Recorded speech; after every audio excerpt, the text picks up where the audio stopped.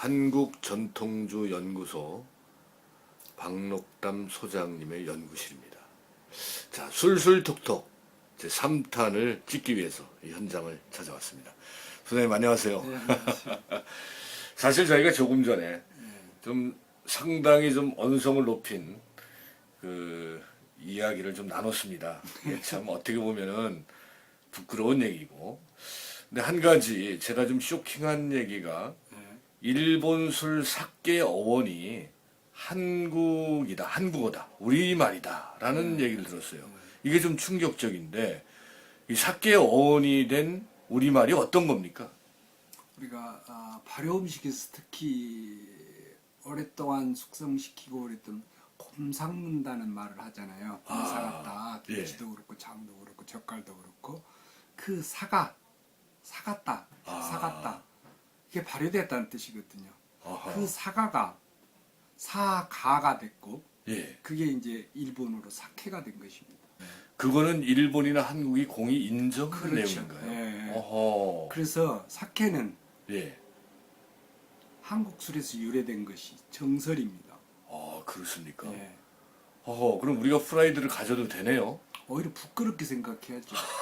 정주국이 정주국이 일본 사케를 가서 배우고 있고 지금까지 사케 제조법이 일본 술 제조법이 우리 술인 줄 알고 보급을 해왔고 그걸 마시고 우리는 우리 술이라는 착각을 해왔다는 것이 그게 해방 이후 지금까지입니다. 해방 이후 전통주라고 하는 우리 술은 아직까지 독립을 하고 있지 못하다는 상황이네요.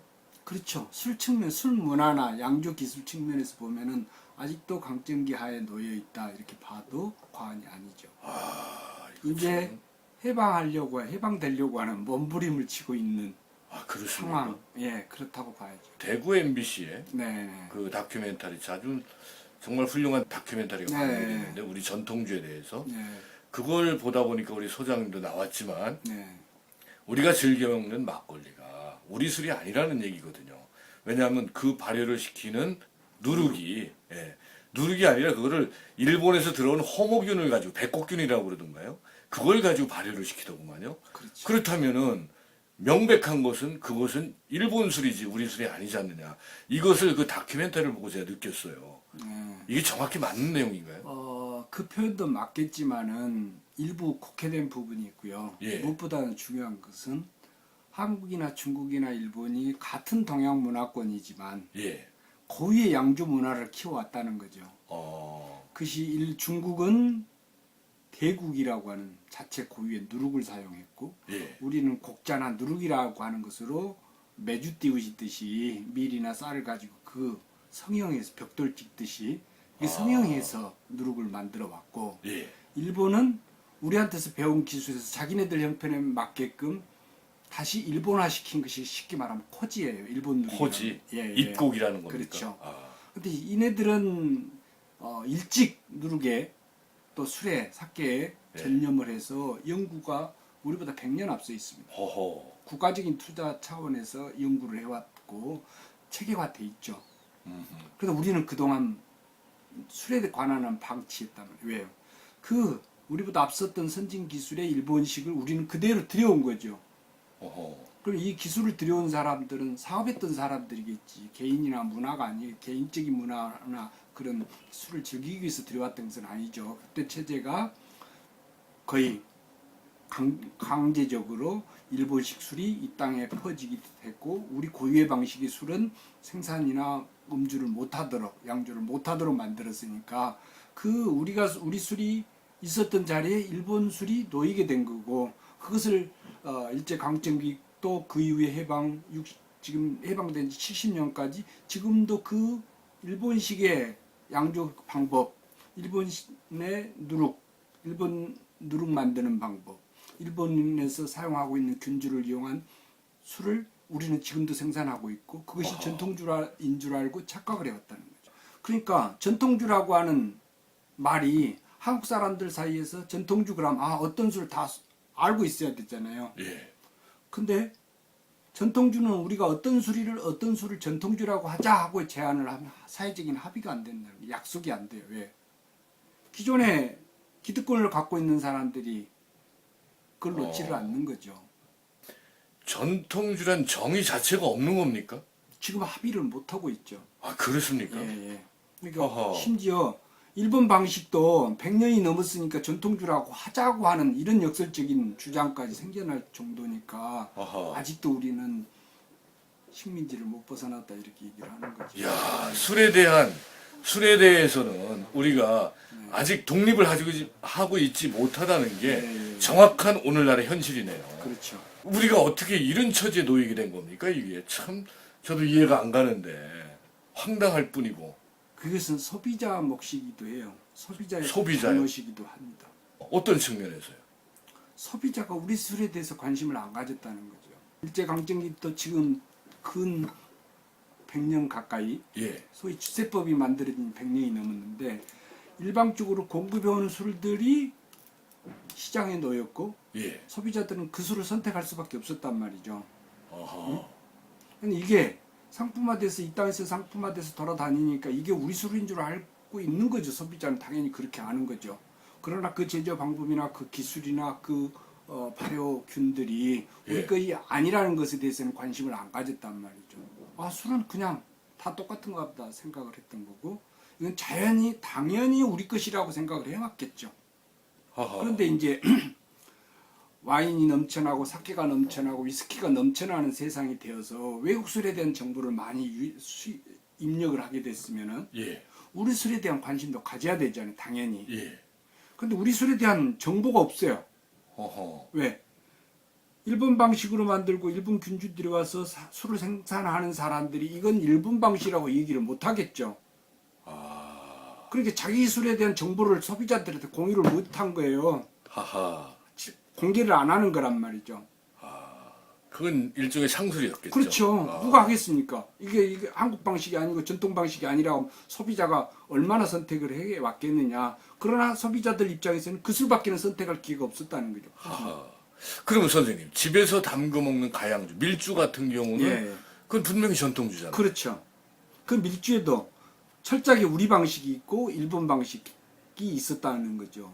왜 일본 방식으로 배운 술을 자기 집에서 비벼 마셨으면 그것도 가양주니까. 아하. 예.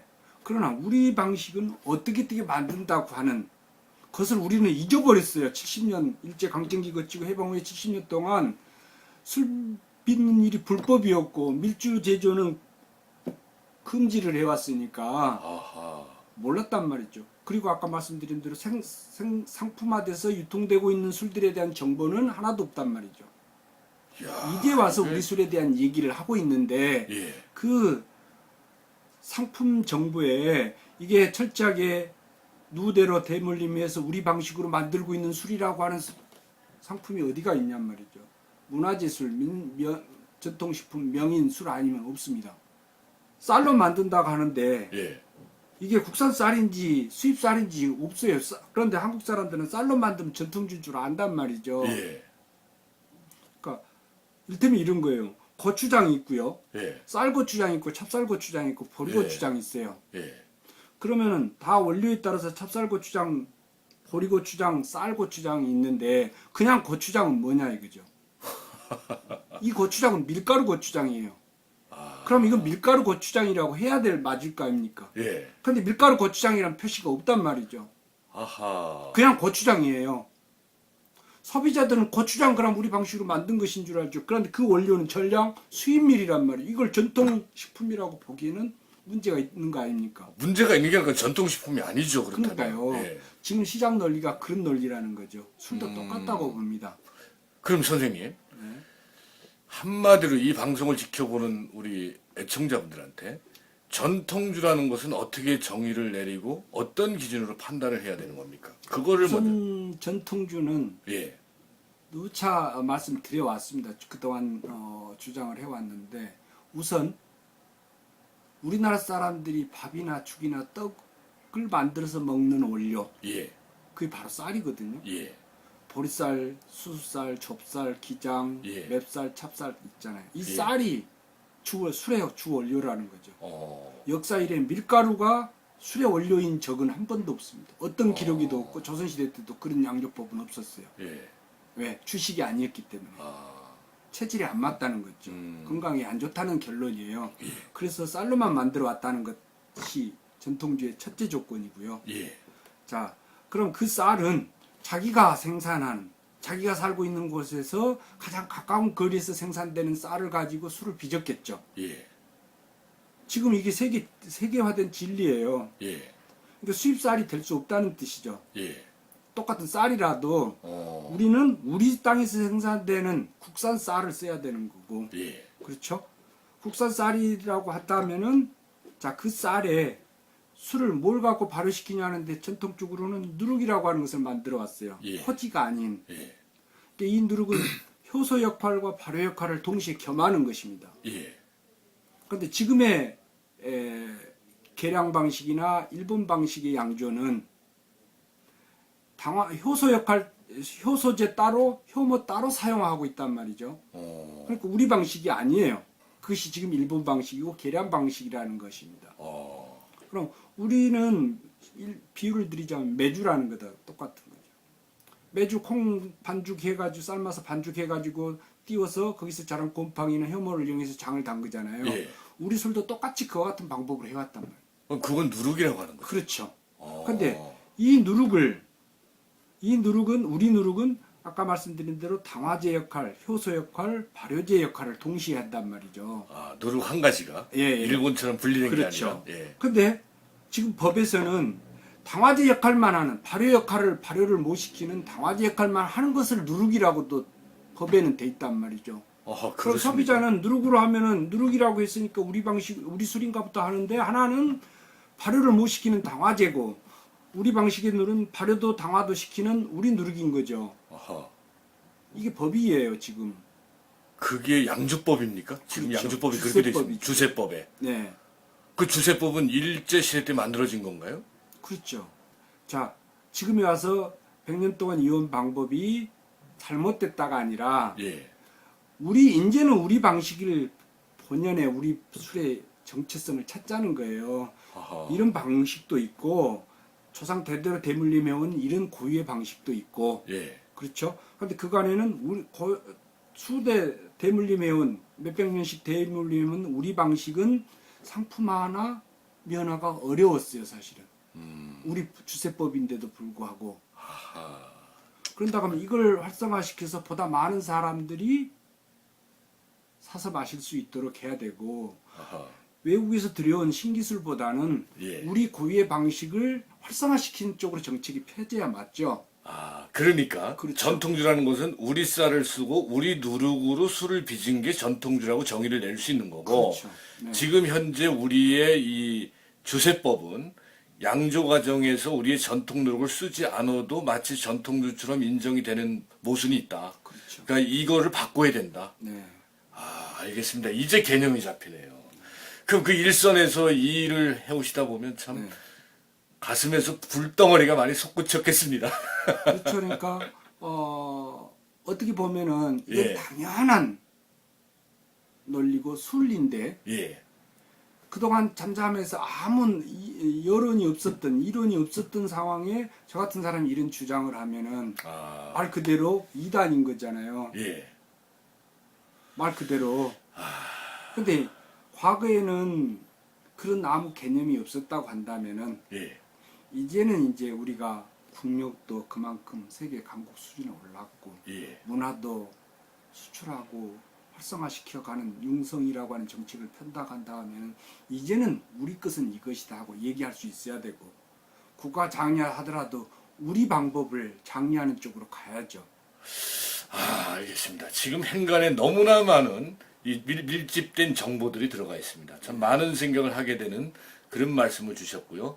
자, 이 편은 여기서 마치고 다음 편에는 녹담 선생님이 이 새롭게 빚은 술을 가지고 제 2편을 이어가겠습니다.